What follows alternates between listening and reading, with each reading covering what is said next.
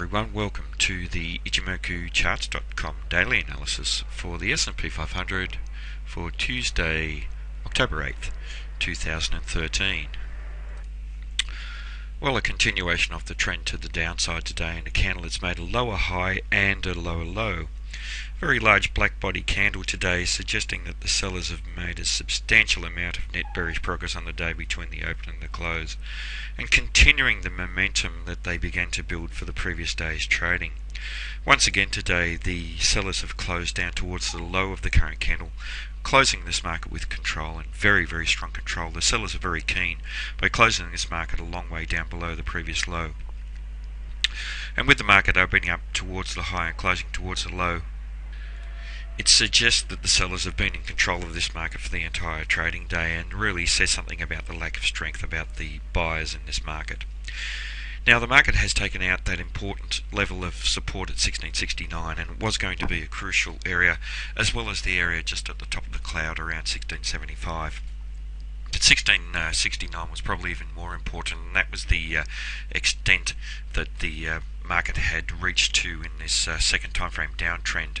And now today, by taking out that low there, we've established another lower trough down below that area where the market was rejected from, and suggests that this zone now has really failed to hold as an area, and we are now trading within the cloud and to a previous level of support and resistance at 1654.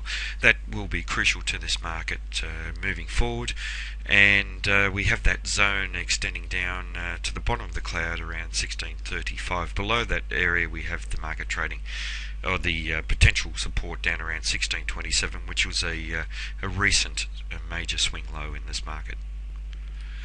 In terms of the Fibonacci extension, we're examining the relationship of this first time frame downtrend to the previous time the market is trending down, and this technique gives us a target down at the 161.8% level at 1650. So we do need to watch the market if it does trade roughly down to around that area, and look for buyers to come back into this market for a potential change of trend back to the upside.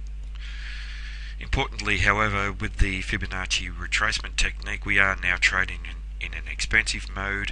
We've traded through the 100% level and closed down below there, and for today's trading with this very bearish candle, we've also closed down below the 161.8% level, and this suggests that there is a very real possibility of this market trading much lower, and the next target here is the 261.8% level down at 1640, and that coincides roughly with the bottom of the cloud.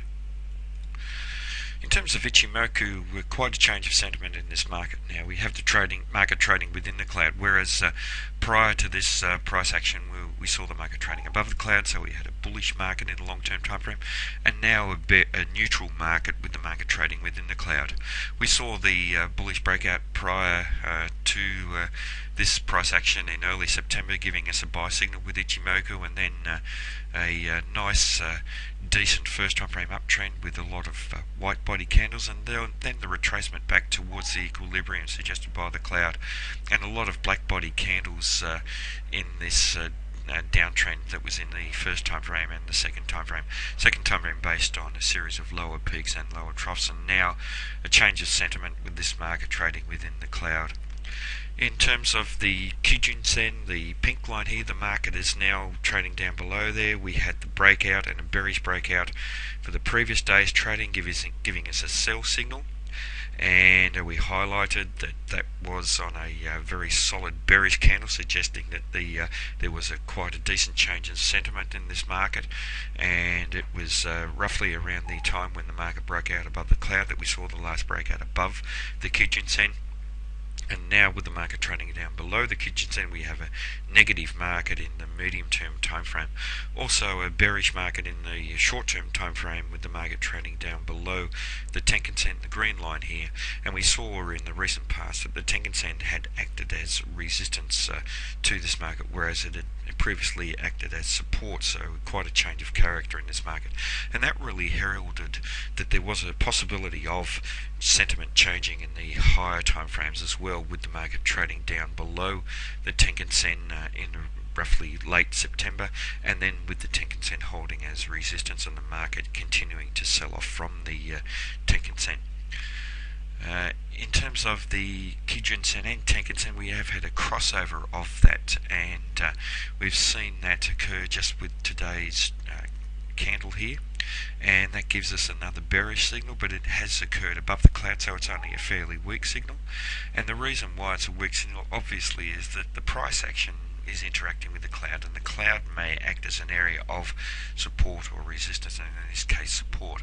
So the downside potential for this move is really limited by the cloud. This market could eventually break out to the downside below the cloud, but there's no certainty of that happening. There's no certainty in trading at all, but the probability of that happening is not as great as if the market was trading down below the cloud.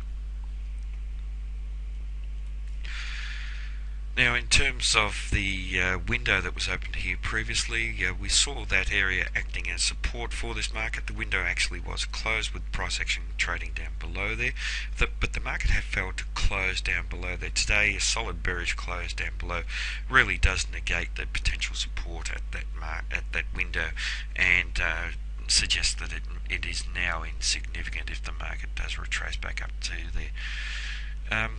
If the market does bounce off this area, and there is a possibility that that could happen, this area at 1654 has been an important previous area. We do need to watch the top of the cloud, and if we do see a bullish breakout up above the cloud, we have potential resistance up at 1669, and then the top of the highlighted yellow zone about 1675. But really, moving forward with the strong bearishness in this market, the negativity that we're seeing in the fast and medium term time frames, 1654 is crucial to this market. If we do see strong early bearish activity down below there, we could quickly see the market over the next couple of days testing down to the bottom of the cloud, down around 1635.